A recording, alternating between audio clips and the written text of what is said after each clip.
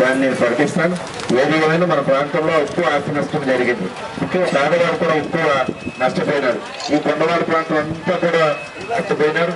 వాళ్ళందరికీ కూడా మరలా ఇల్లు కట్టుకుని మరలా పూర్వ జీవితం కట్టే విధంగా వాళ్ళకి అన్ని సౌకర్యాలకు అందించే విధంగా మనం చేస్తామని చెప్పి అందరికీ మనం చేసుకుంటూ ఈ అతి వేగంగా వేసినటువంటి దారులు మనందరిలో కోర్టు భయప్రాంతం చేసిన మనందరూ ఒక అదృష్టం ఏంటంటే ఎక్కువ ప్రాంతం జరగడం ఎక్కడ గాయాలు చాలా తక్కువగా నమోదైనవి.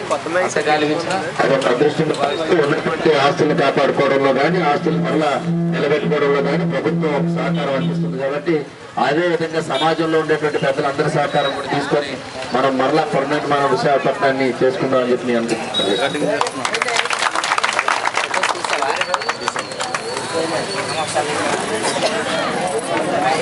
బాబు